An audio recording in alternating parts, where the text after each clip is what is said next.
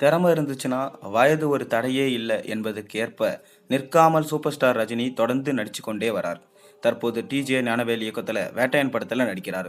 இந்த படத்தோட படப்பிடிப்பு முக்கால்வாசி முடிந்த நிலையில் அக்டோபர் மாதத்தில் அனைத்து திரையரங்கிலும் வெளிவர இருக்கு. இதற்கிடையில் தலைவர் 171 படத்தை லோகேஷோட கமிட் செஞ்சிட்டார்.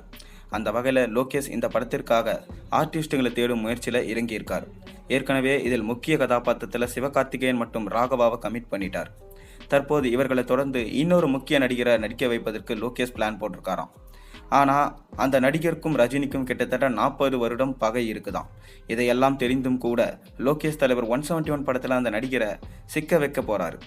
அந்த நடிகர் வேறு யாரும் இல்லை, லொல்லு மன்னன் சத்யராஜ் தான்.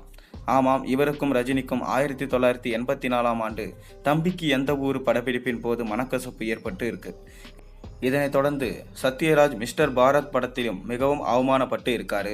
அதையெல்லாம் தீர்க்கும் வகையில் காவேரி பிரச்சனையில் ரஜினிக்கு எதிராக சத்யராஜ் கொந்தளித்து பேசினார். இப்படி ஒரு பக்கம் இவர்களிடையே பகை தீராமல் வளர்ந்து கொண்டே வந்தது. தற்போது இதற்கெல்லாம் முற்றுப்புள்ளி வைக்கும் விதமாக தலைவர் 171 படத்தில் 2 பேரும் இணைய போகிறாங்களாம்.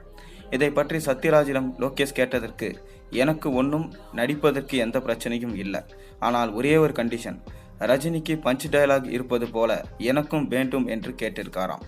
அதற்கு லோகேஷும் டபுள் சம்மதத்தை கொடுத்து அவர்கிட்ட ஓகே வாங்கியிருக்காரு. இதெல்லாம் ஒரு பக்கம் இருந்தாலும் இன்னொரு பக்கம் பல வருடத்திற்கு பின் மறுபடியும் சத்யராஜ் மற்றும் ரஜினியின் காம்போவை பார்ப்பதற்கு ஒரு சான்ஸ் லோகேஷ் ஏற்படுத்தி கொடுத்திருக்காரு. கண்டிப்பா இவர்களுடைய காம்போ ரசிகர்களை குஷிப்படுத்தும் என்பதில் எந்தவித சந்தேகமே இல்லை. மற்றும் 40 வருட பகையும் பார்த்தீங்கன்னா இந்த படத்தோட முடிய போகுது அவங்களுக்கு. அதை தொடர்ந்து ஸ்ருதிஹாசனும் பார்த்தீங்கன்னா இந்த படத்தில் ஒரு முக்கியமான ரோலில் நடிக்க போகிறாங்க. கமல்ஹாசன் இந்த படத்தில் இருக்காரா இல்லையான்ற அப்டேட்டை லோகேஷ் கொடுத்தா தான் தெரியும்.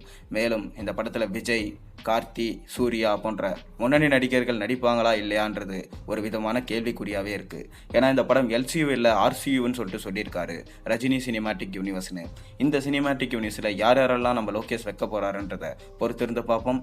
நீங்கள் தலைவர் 171 படத்துடைய ப்ரோமோ வீடியோ அதாவது ஏப்ரல் 22 ரிலீஸ் ஆக போகுது, அதுக்காக எந்த அளவுக்கு வெயிட் பண்ணுறீங்கன்றதை மறக்காமல் கீழே கமெண்ட்டை சொல்லுங்கள். மேலும் சேனலை மறக்காம சப்ஸ்கிரைப் பண்ணுங்கள், லைக் பண்ணுங்கள், பெல் ஐக்கனை ப்ரெஸ் பண்ணுங்கள்.